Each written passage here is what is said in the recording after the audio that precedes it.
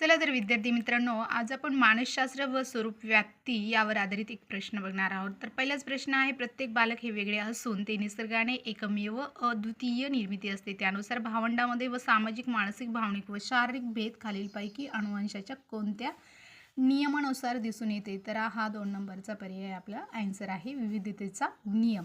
आता आपण एक्सप्लेनेशन बघूया. विविधतेचे नियम हे म्हणजे प्रत्येक व्यक्ती अनुभवलेल्या विविधतेच्या परिणामाच्यामुळे त्याच्या भावंडात सामाजिक, मानसिक, भावनिक आणि शारीरिक भेद उभारतात. या नियमानुसार हरकती, आव्हाने, अनुभव, विचार आणि सामाजिक परिस्थितीमध्ये बदल यापासून प्रत्येक व्यक्ती अनुभवतो आणि विकसतो. आपल्या समाजात आणि भावंडात देखील या विविधतेचा आविष्कार आणि स्वीकृती वाढते.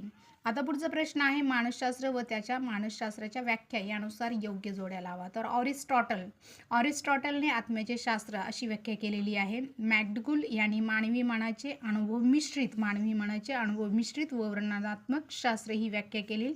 विल्यम वूड यांनी बोधावस्थेचे शास्त्र ही व्याख्या केली आहे. आणि मॉर्गन किंग रॉबिन्स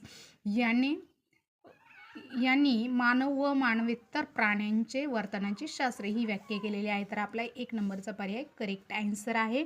त्यानंतर आपण या ठिकाणी स्पष्टीकरण बघणार आहोत. तर बघा विद्यार्थी मित्रांनो, या ठिकाणी स्पष्टीकरण दिलेले आहे. ऑरिस्टॉटल आत्म्याचे शास्त्र, मॅकडगुल मानवी मनाचे अनुभव मिश्रित व वर्तनात्मक शास्त्र, विल्यम वूड बोधावस्थेचे शास्त्र, मॉर्गन किंग रॉबिन्स मानव व मानवेतर प्राण्यांचे वर्तनाचे शास्त्र. त्यानंतर पुढचा प्रश्न आहे, मानवी वर्तनाच्या विज्ञानाला मानसशास्त्र असे म्हणतात. ही व्याख्या डॅश डॅश यांनी दिली आहे. तर 1 नंबरचा पर्याय आपला करेक्ट आन्सर आहे.